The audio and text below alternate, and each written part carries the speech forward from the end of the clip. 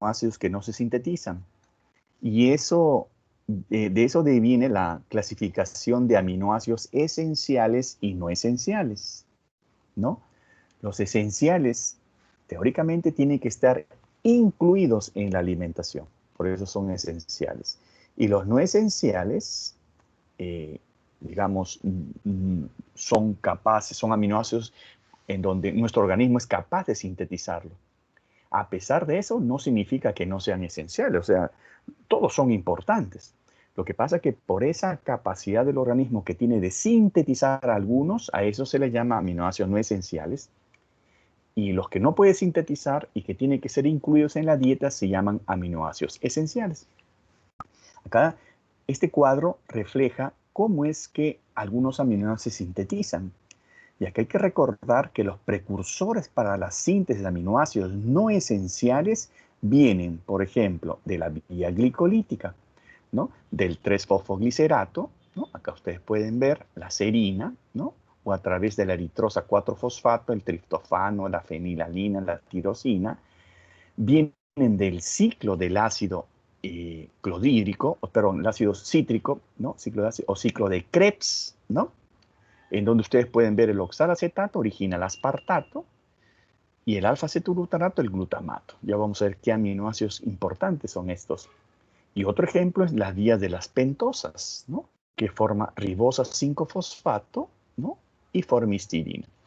Entonces, en esta gráfica les da una idea cómo es que resulta la síntesis de aminoácidos no esenciales, de la vía glicolítica, del mismo ciclo de Krebs, de la misma vía de las pentosas.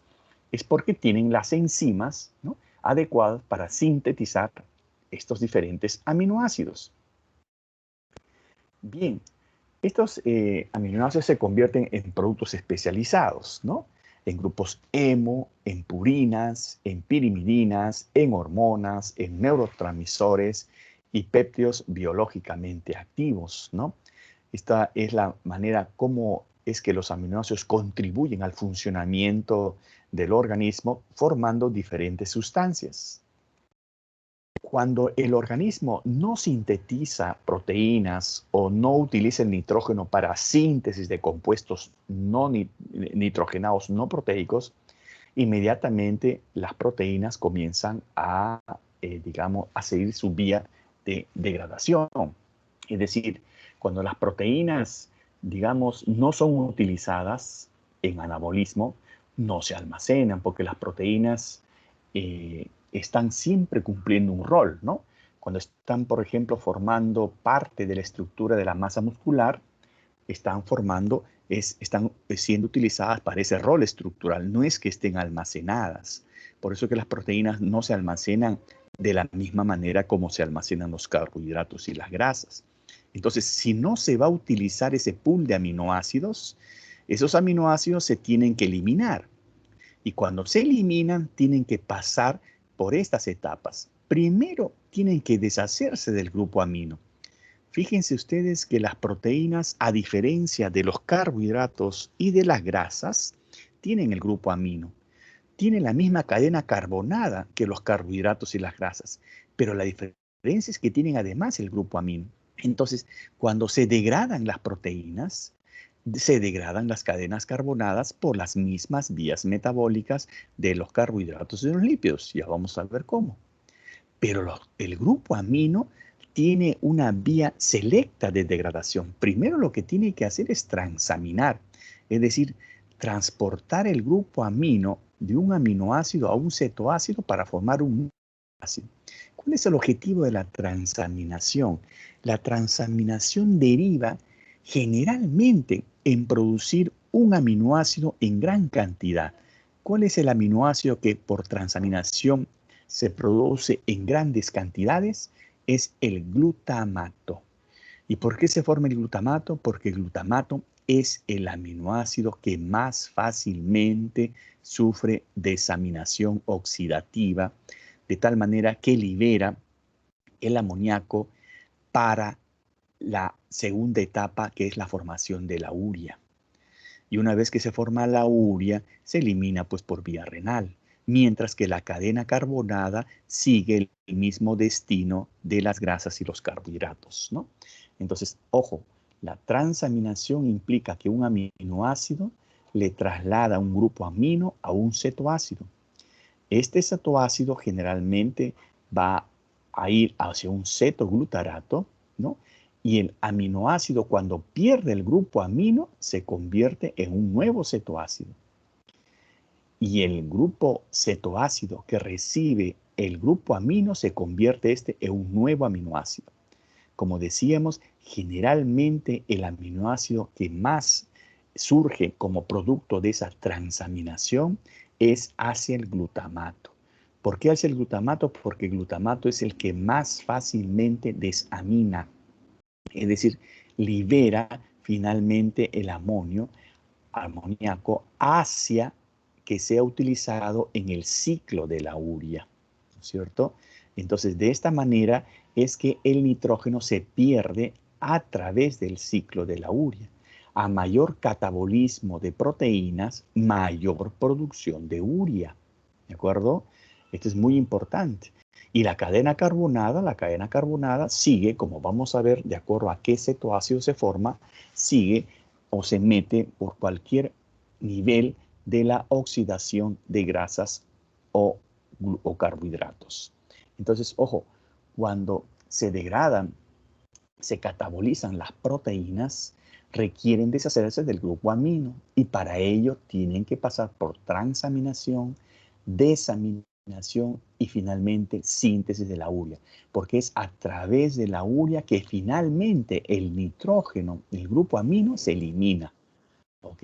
Ese es el origen del producto final del catabolismo de las proteínas. Bien, agreguemos un poco más con respecto a las transaminaciones, ¿no? En realidad, este tipo de reacciones emplean enzimas llamadas aminotransferasas, ¿no? Hemos recordado en enzimología clínica algunas características de ellas también, ¿no? Pero lo fundamental es que transfiere el grupo amino desde la molécula dadora, que es un aminoácido, a una molécula aceptora, que es un cetoácido, que generalmente es con mayor predilección el cetoglutarato, empleando como cofactor el piridoxal de fosfato. Entonces, ojo, un aminoácido transfiere un grupo amino a un cetoácido, a este cetoácido, y lo convierte en un nuevo aminoácido. La dirección es a transaminar, todos los aminoácidos comienzan a transaminar a diferentes cetoácidos, y estos transaminan y transaminan hasta llegar aquí al cetoácido predilecto, que es el cetoglutarato.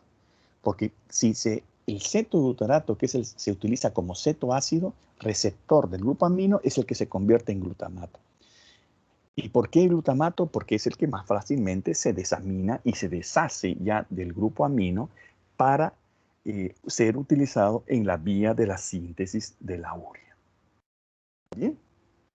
Entonces, los productos finales del proceso de transaminación hacia la desaminación es como un embudo metabólico. Todos los aminoácidos transaminan, van transaminando y generalmente transaminan hacia uno especialmente. A excepción de la lisina, treonina y los aminoácidos prolina, hidroxiprolina, ojo, todos los aminoácidos participan en reacciones de transaminación. Todos tienen esa capacidad de transaminar con los alfa-cetoácidos, que puede ser un piruvato, ¿no? Y se convierte en alanina, que puede ser un oxalacetato y se convierte en aspartato, o puede ser un alfa-cetoglutarato y al recibir el grupo amino se convierte en glutamato. Entonces, ahí está la alanina, aspartato y glutamato respectivamente. A la vez, la alanina y el aspartato, formados por transaminación con piruvato y oxalacetato, pueden a la vez reaccionar otra vez con alfa-cetoglutarato. Miren qué importante es este cetoácido. Todos tienden al final a seguir transaminando hasta buscar el cetoácido alfa-cetoglutarato y canalizar así todos los grupos aminoácidos hacia la formación del glutamato. Porque les vuelvo a repetir, todos transaminan hacia el glutamato, hacia la formación del glutamato, porque este es el aminoácido que más fácilmente se desamina. Ese es el producto, o la manera como es el proceso de transaminación hacia la desaminación, el embudo metabólico. Bien, acá ustedes pueden ver cómo el glutamato libera amonio en el hígado, ¿no? Porque toda esta transaminación es a nivel hepático. Entonces el glutamato, ¿no? Por una glutamato deshidrogenasa, ¿no? Libera amonio en el hígado, dejando, cuando el glutamato deja el grupo amino, se convierte nuevamente en un cetoglutarato, miren, que es utilizado por otro aminoácido que le transfiere nuevamente el grupo amino al cetoglutarato y se convierte en glutamato. Miren esta reacción, qué importante es la glutamato deshidrogenasa, donde se forma el NAT-fosfato reducido, ¿no? Y miren cómo el guanidín trifosfato inhibe y el adenosin difosfato estimula esta formación o la actividad de la glutamato deshidrogenasa. Lo importante es recordar, el glutamato es el aminoácido que más fácilmente desamina, por eso es el que predilectamente forma el amonio a nivel hepático. Recuerden que el amonio es un producto tóxico que se forma en el hígado, y en el hígado se tiene que formar la urea a partir del amonio, porque no se puede acumular el amoníaco, ¿no? Este amonio, porque es tóxico. Entonces, por eso es que cualquier compromiso de función hepática puede conllevar acúmulo de amonio, no formar urea, y eso producir signos neurológicos de toxicidad por el acúmulo excesivo de amonio. Bien, ese es un dato importante cuando ustedes tengan pacientes con insuficiencia hepática, ¿no? Generalmente pacientes con cirrosis. Ahora, ¿cuál es el destino del amoníaco? ¿Cómo es? Porque el organismo tiene que deshacerse del amoníaco. Ya les decía que el amoníaco es tóxico para el organismo. La principal fuente de amoníaco, miren, está representada por los procesos de desaminación, ¿ok? Ya hemos dicho cómo surge la desaminación oxidativa, que tienen al glutamato como principal dador terminal del resto nitrogenado. Por eso es que todas las transaminaciones resultan en la formación de glutamato, porque es el que más fácilmente se desamina. Entonces, esta desaminación oxidativa es la principal fuente de amoníaco. Pero también se produce amoníaco, ojo, en cantidad bastante apreciable por acciones de la microbiota intestinal sobre los restos de alimentos nitrogenados. Entonces, ahí tenemos otra fuente de amoníaco. Amoníaco que se absorbe y es vehiculizado por la circulación portal. ¿Hacia dónde? Hacia el hígado. Entonces el hígado tiene dos fuentes hasta acá, ¿no? La principal fuente es, por supuesto, la desaminación oxidativa, la transaminación que sucede en el mismo tejido hepático, como consecuencia del catabolismo de las proteínas. Pero la microbiota intestinal también contribuye en producir amoníaco, que es derivado a la circulación portal y de ahí termina en el hígado. Y el hígado pues reúne todo el amoníaco y lo convierte en urea. No se olviden. Normalmente el hígado es capaz de eliminar casi la totalidad del amoníaco. Por el hígado tiene pues una función al 100% una persona sana. Por eso es que hay que cuidar el hígado. Hoy tan frecuentemente es ver hígado graso, ¿no? Que al final puede ser una causa de cirrosis. Recuerden que el hígado graso se asocia a obesidad, se asocia a resistencia a la insulina. Eso tienen que recordarlo. Entonces, vean el papel fundamental del hígado, ¿no? Y pese a que se produce constantemente en todos los tejidos, los niveles de amoníaco en sangre son muy reducidos, ¿no? Entonces, por eso es que es importante contabilizar la producción hepática de amoníaco. Esto indica, evidentemente, la eficiencia de los mecanismos encargados de eliminar amoníaco como tal, para incorporarlo en compuestos inocuos y fácilmente excretables. ¿Cuál es el compuesto inocuo y fácilmente excretable? La urea.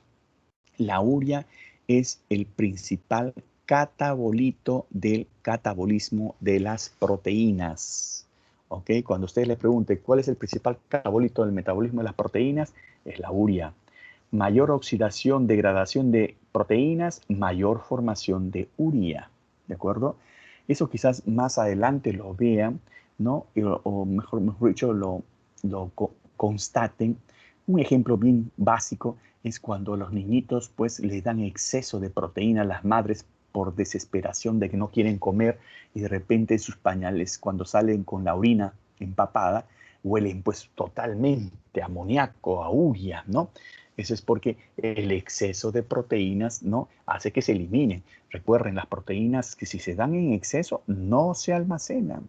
Y ojo que la velocidad de anabolismo de las proteínas va a depender también del aporte calórico. Si yo doy más proteínas y no aseguro las calorías, esas proteínas también se eliminan. Cuando yo aumento proteínas, tengo que regular las calorías. Por eso es importante la relación caloría-proteína en la alimentación. El amoníaco habíamos dicho que es tóxico y afecta principalmente al sistema nervioso central, ¿no? Como el hígado es el principal órgano encargado de la eliminación del amoníaco, cuando hay una insuficiencia hepática grave, ¿no?, como hemos señalado en el caso de la cirrosis, la amonemia asciende y se produce pues un cuadro de intoxicación a nivel neurológico, ¿no?, que puede llevar al coma y la muerte. De estas vías de eliminación de amoníaco, la más importante en el ser humano es la que lo incorpora en la síntesis de urea. O sea, la urea es el principal catabolito. Sin embargo, hay otro mecanismo de cierta importancia, especialmente en el sistema nervioso, que es la formación de glutamina. O sea, a través de la glutamina también se elimina el grupo nitrogenado, el amoníaco, ¿no? O sea, son dos mecanismos, formando urea o formando glutamina, especialmente el sistema nervioso central, que se trata de proteger teniendo un mecanismo adicional para deshacerse del amoníaco. Entonces, la glutamina se forma en ese sentido. Bien, entonces, esta formación de glutamina, ¿qué considera? Que el amoníaco puede ser unido al ácido glutámico por acción de la glutamina sintetasa. O sea, el amoníaco deriva en urea, pero también en algunos tejidos puede ser unido al mismo ácido glutámico, o sea, al glutamato, por acción de una enzima, la glutamina sintetasa. Es decir, hay tejidos que tienen glutamina sintetasa, como el cerebro y riñón, que son capaces de formar, pues, glutamina. Esta glutamina sintetasa es una enzima mitocondrial que cataliza la formación del enlace amida de la glutamina a expensas de la energía cedida por hidrólisis del ATP hacia ADP y fósforo inorgánico. Esta reacción prácticamente es irreversible. Entonces, la formación de glutamina es un mecanismo de eliminación de amoníaco que tiene gravitación funcional en el cerebro, porque finalmente el cerebro se defiende. Entonces, el cerebro se defiende del amoníaco porque el hígado lo protege formando urea, pero además el mismo cerebro es capaz de formar glutamina, ¿no?, y por lo tanto favorece su eliminación. Entonces, este órgano, particularmente sensible, por supuesto, a la presencia de amoníaco, se deshace de él formando glutamina, un compuesto inocuo que fácilmente difunde hacia la sangre. ¿Okay? Otro tejido que presenta elevada actividad de glutamina sintetasa es el renal, como les decía, ¿no? O sea, no todos tienen la glutamina sintetasa, fundamentalmente el cerebro, para protegerse más aún, y el sistema renal para favorecer la eliminación de glutamina por vía urinaria. Esta glutamina puede ser hidrolizada a ácido glutámico, amoníaco, glutaminasa, ¿no? Como la reacción de síntesis de la glutamina es irreversible, su hidrólisis no puede ser realizada por inversión del mismo proceso, sino porque es un mecanismo distinto. ¿De acuerdo? Entonces, ojo, la glutamina se encuentra en las células túbulos renales, donde la producción de amoníaco y su eliminación de orina formando sales de amonio. Y estos son parte de los mecanismos tubulares renales para la regulación del equilibrio ácido-base, para la conservación de cationes. Recuerden, amonio, amoníaco significa la conversión o recepción de hidrógenos. O sea, es una manera también de eliminar hidrógeno a través del amonio, ¿no? El amoníaco amonio o el amonio al amoníaco. Una reacción similar a la glutaminasa es la catalizada por la asparaginasa, que hidroliza asparagina, aspartato y amoníaco. ¿Okay? Además, para poner algo en práctica, ¿no?, o ejemplo, ciertos tumores requieren para su desarrollo cantidades elevadas de glutamina y asparagina. Para ello se han utilizado glutaminasa y asparaginasa como agentes inclusive antitumorales.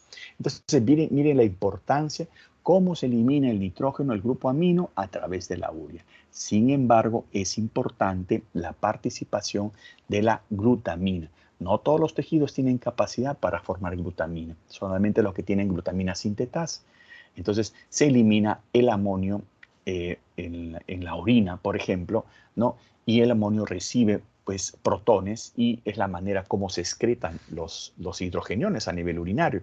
Ya ustedes van a aprender en la parte de agua electrolitos que los hidrogeniones se eliminan, ¿no?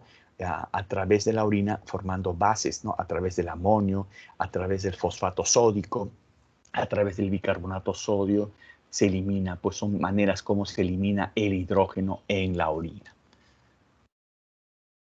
Bien, ¿alguna pregunta hasta acá? ¿Alguna pregunta, señores?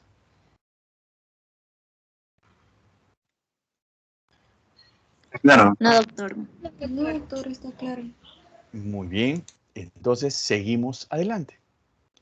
Ahora, hablemos un poquito sobre el ciclo de la urea, ¿no?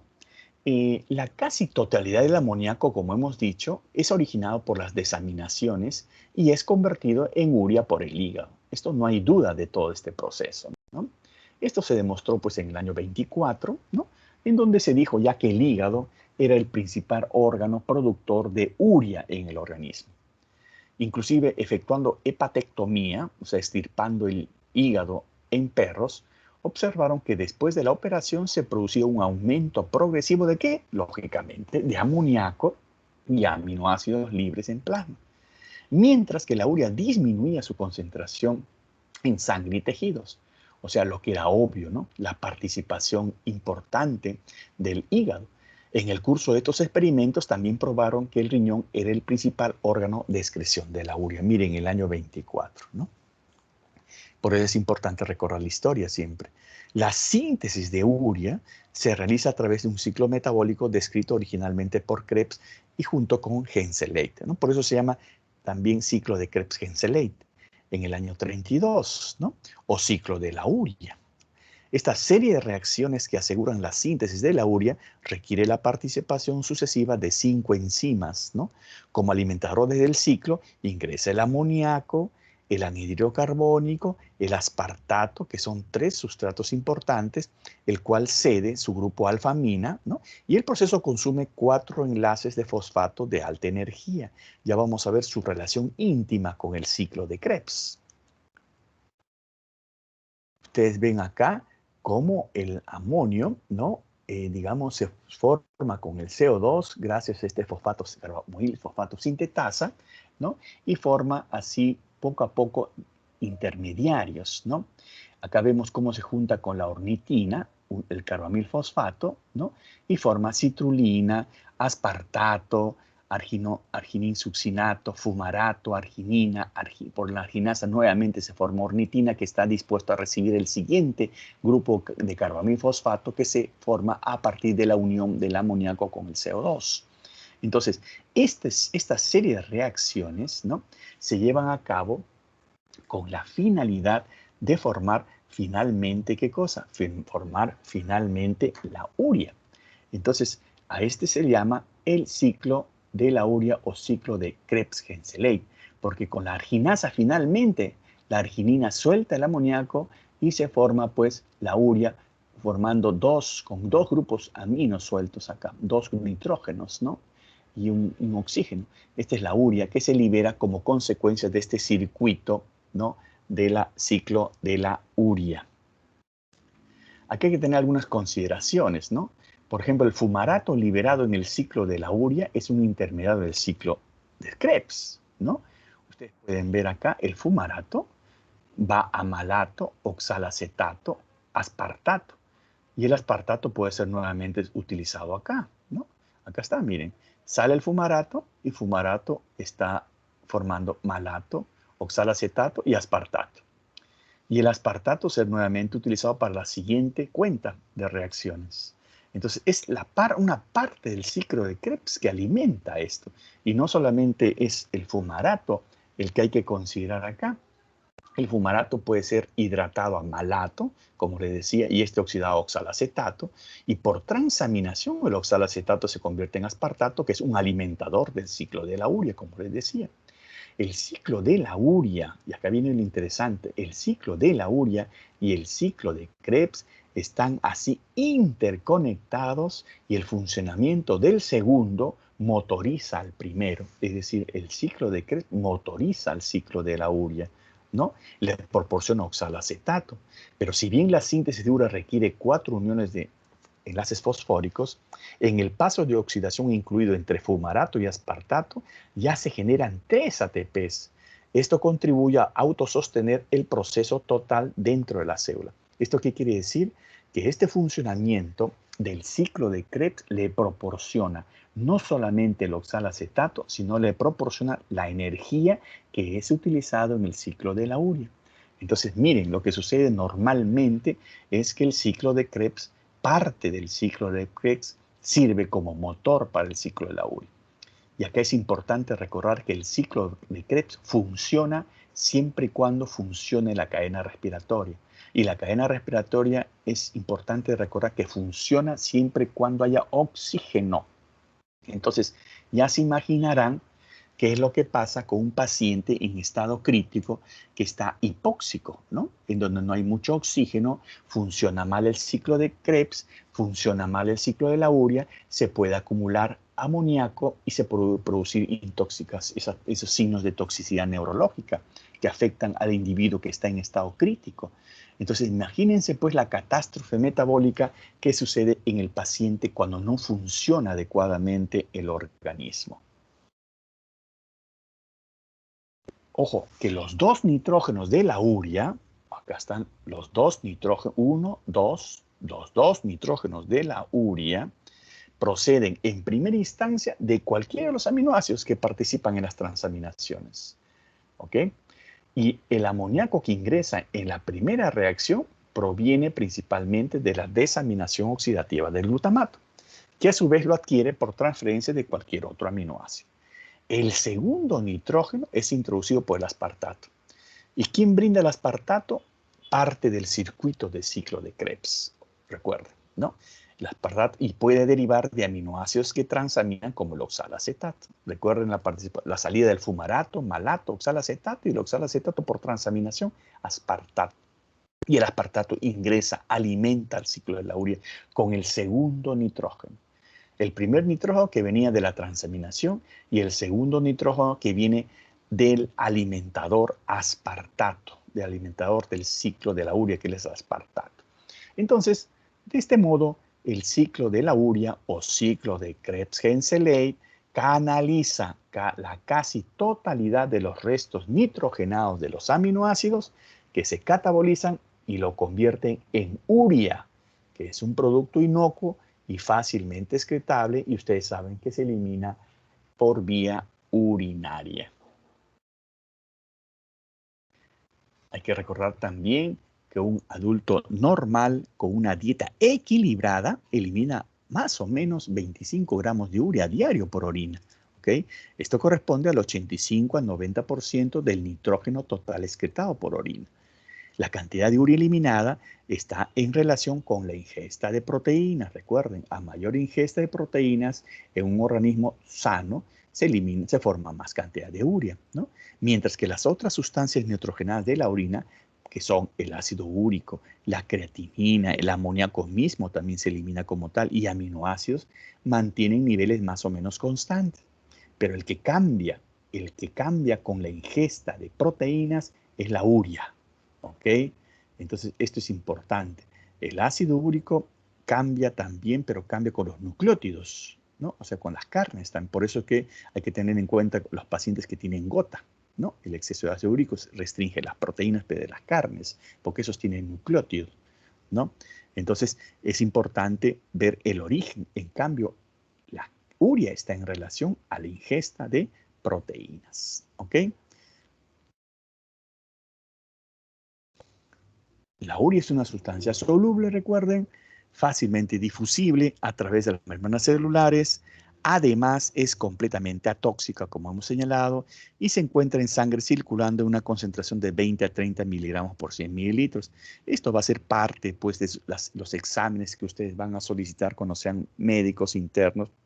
Van a ver, pues, para evaluar la función renal, sobre todo, ¿no?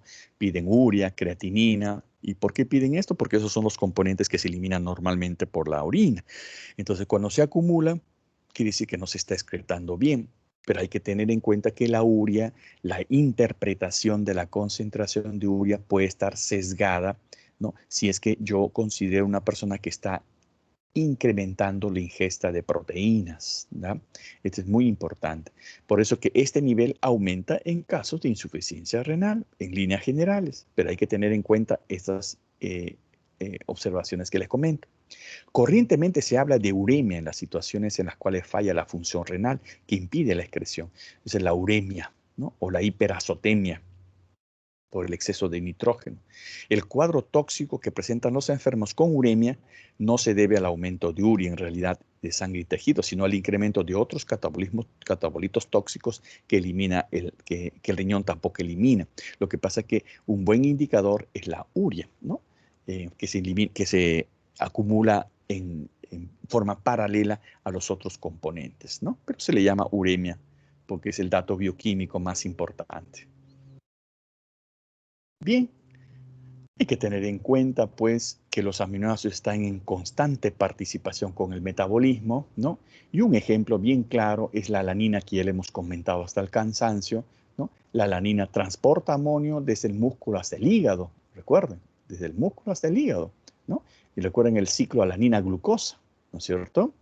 La alanina sirve como un transportador de amonio y del esqueleto carbonado del piruvato desde el músculo al hígado, porque en el músculo, por la contracción, por la mayor rapidez con que se consume el oxígeno, la glucosa, ¿sí? Comienzan a movilizarse pues los otros sustratos alternos que son alternativa como fuente de energía.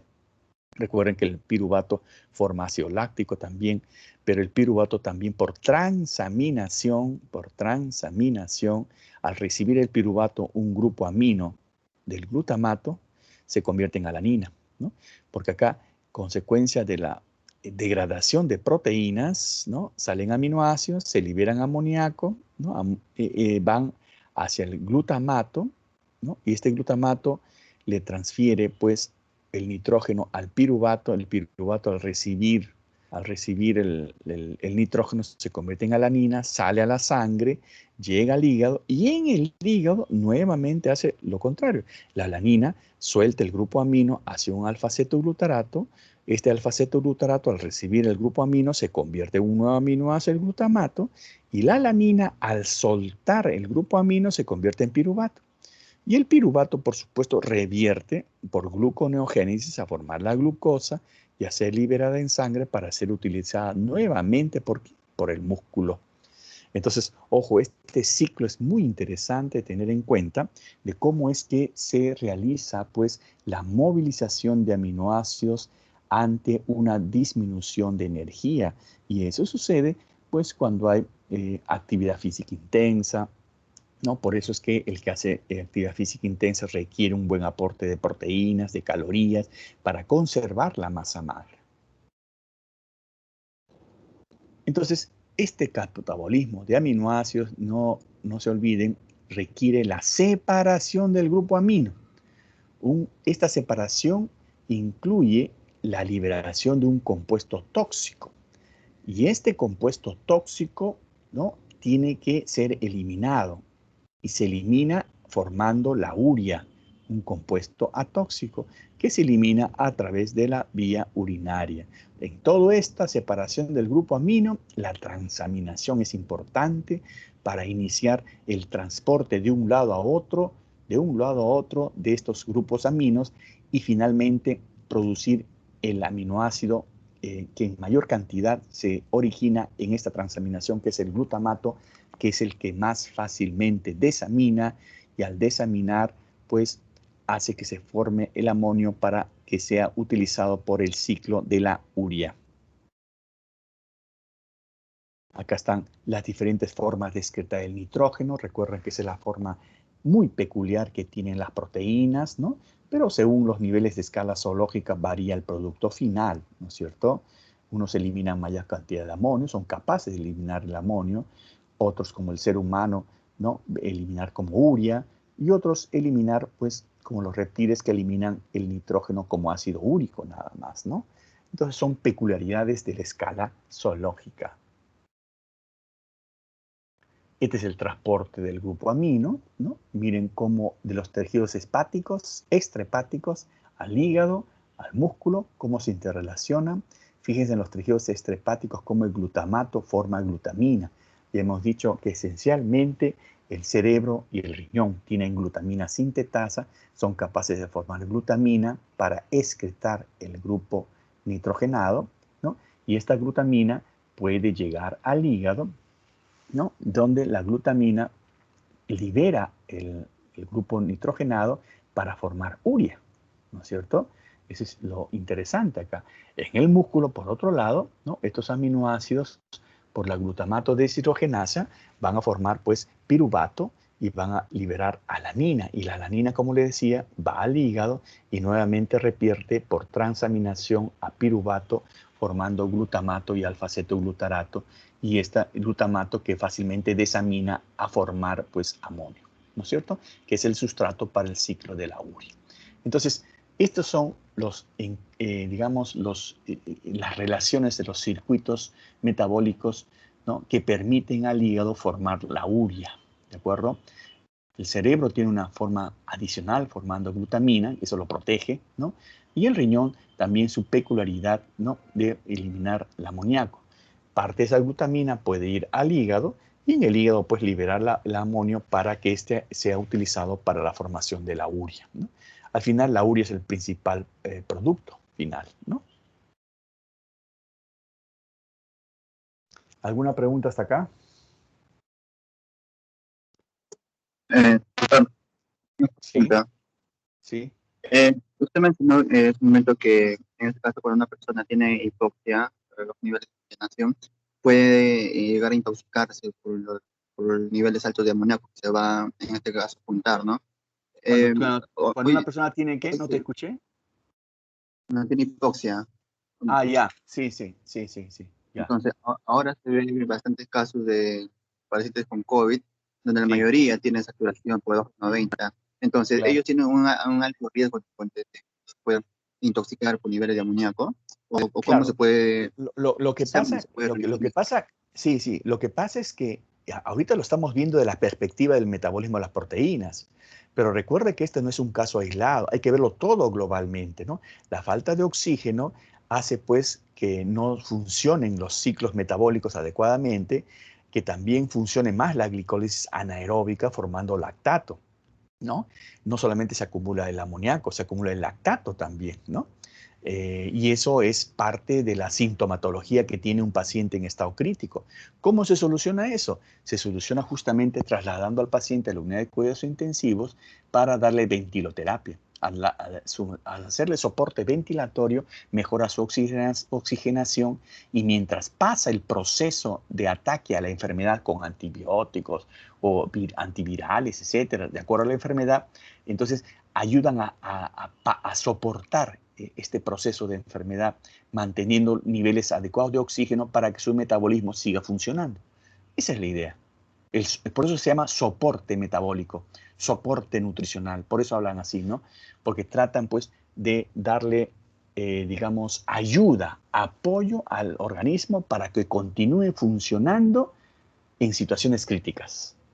Y ustedes van a aprender que hay diferentes estrategias, ¿no? Desde el tipo de alimento que se da a un paciente crítico, ¿no? Porque, por ejemplo, a un paciente que está en estado crítico en ventilación, no les van a dar exceso de carbohidratos, les tienen que dar, digamos, más grasas, ¿no? Porque el exceso de carbohidratos forma más CO2 y al formar CO2 estimula más el centro respiratorio y eso dificulta la ventilación. Entonces hay muchos detalles que ustedes van a aprender, pero acá lo interesante es que lleven la base de lo que van a hacer más tarde.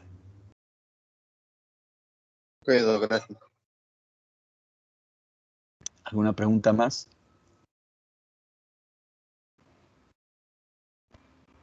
Bien. En esta gráfica, esencialmente se ve, pues, cómo es el metabolismo de los aminoácidos, cómo va, en qué deriva, ¿no? Miren este grupo, alanina, cisteína, glicina, serina y leucina, ¿no? Cómo derivan a piruvato, ¿no? Forman ese cetoácido. Miren la tirosina, ¿no? Cómo forma cetoacetilcoenzima A, ¿no?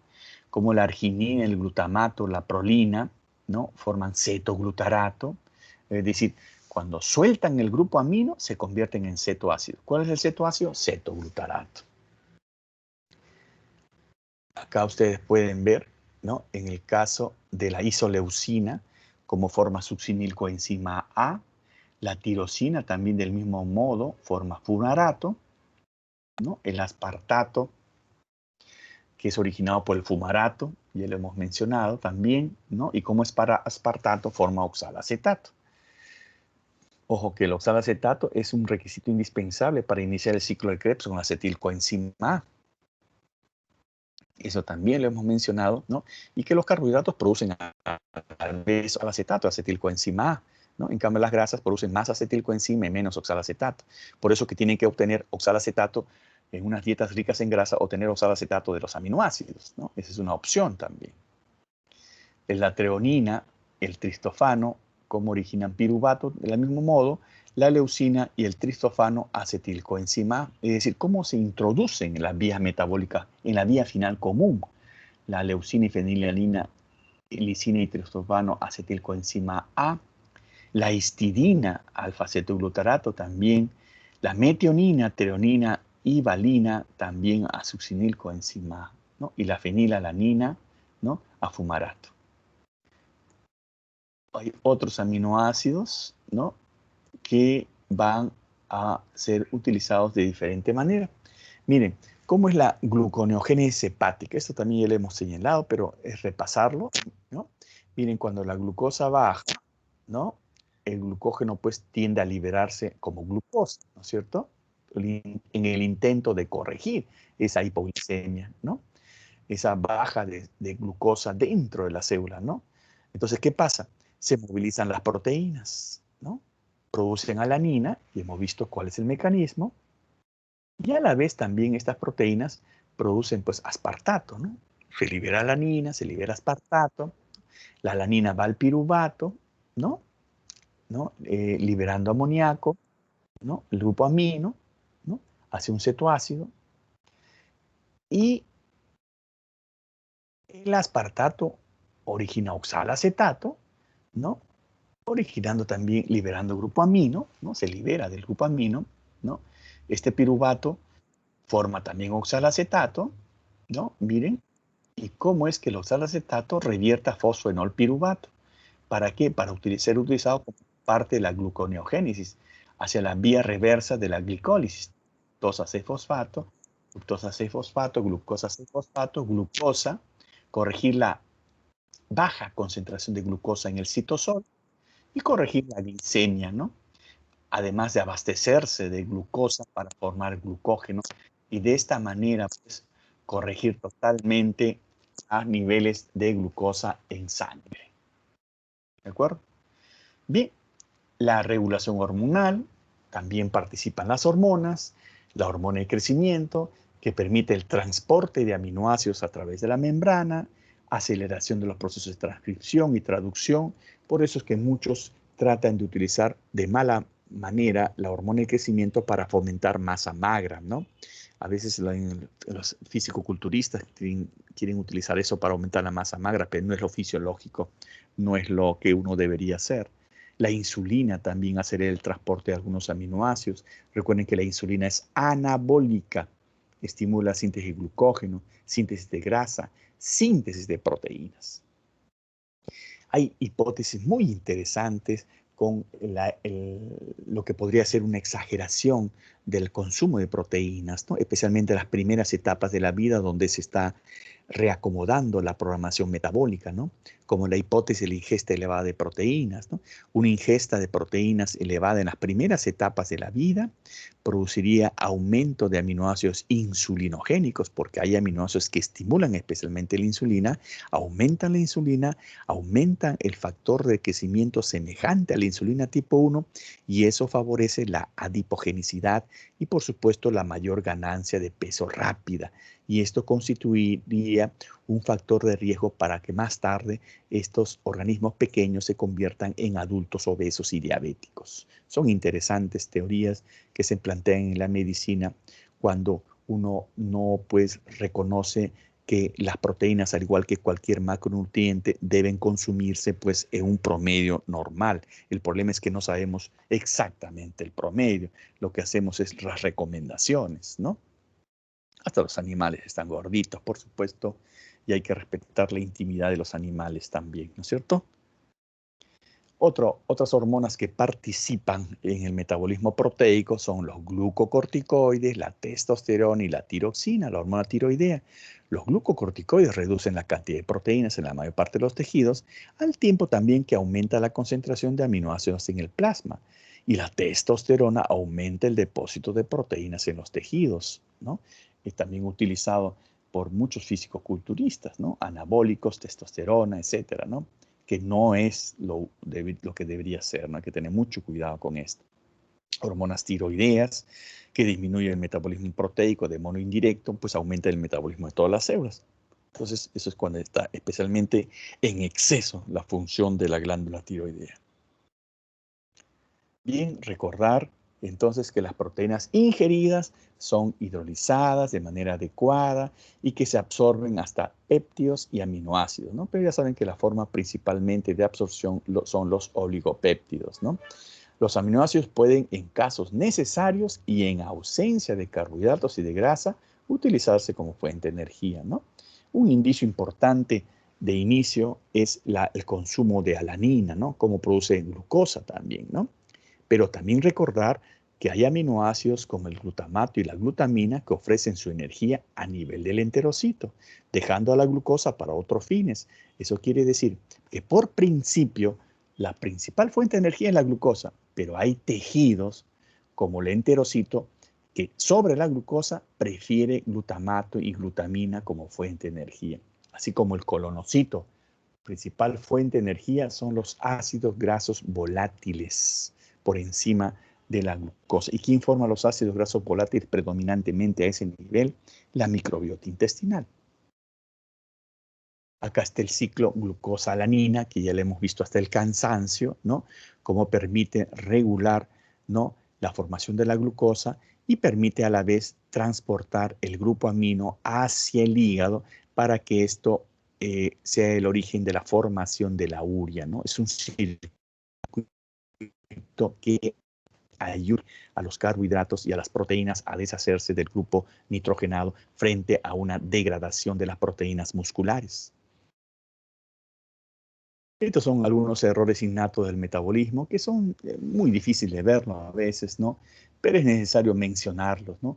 Porque estas condiciones son el albinismo, la alcaptonuria, argininemia, acidemia arginosuccínica, ¿no? Esta deficiencia de esta carboxil fosfato sintetasa, la homocistinuria, la enfermedad de Mappel, la acidemia metilmalónica, la fenilcetonuria que es causa de oligofrenia, ¿no?, o retardo mental, ¿no? Todas estas son raras enfermedades, pero tenemos que tenerla en consideración porque todos son defectos metabólicos, ¿no? Y son parte de los errores innatos del metabolismo, ¿no? Y todos estos dan ciertas sintomatología que muchas veces es grave y compromete la vida del paciente. Entonces, son algunos desórdenes genéticos que afectan el catabolismo de los aminoácidos.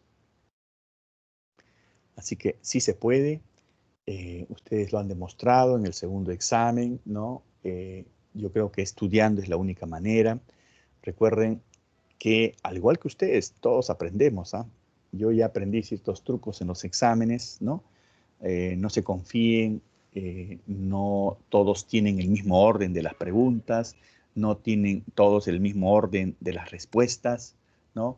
Ojo, no se confíen, estudien, como todo estudiante de medicina, con honestidad, responsabilidad, puntualidad. ¿De acuerdo? Bien, ¿alguna pregunta? ¿Preguntas?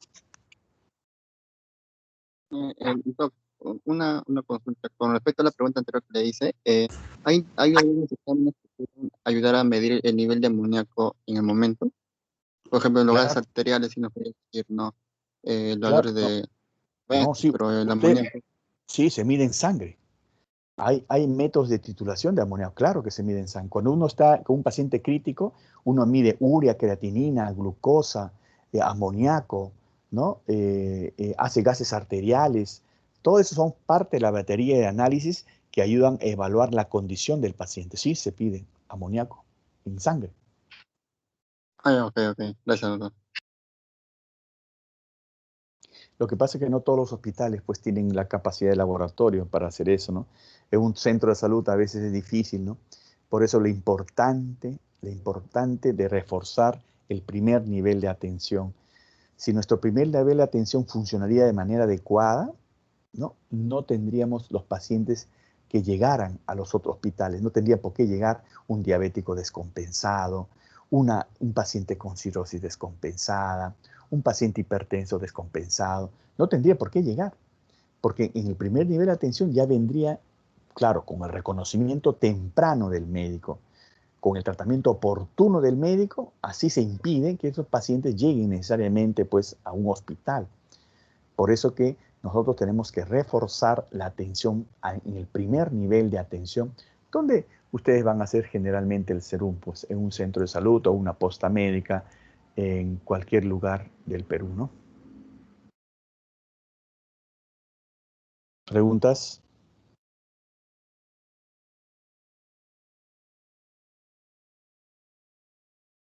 ¿Preguntas? Creo que ya no hay preguntas, doctor. Melissa, ¿estás ahí? Sí, La delegada todo quedó Melissa. claro. Muy bien, Melissa. Quería escuchar tu voz, que todo esté claro. Muy bien.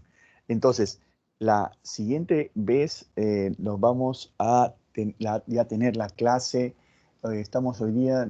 No, la clase con la profesora María Paredes, que creo que está por ahí, ¿no? ¿La profesora?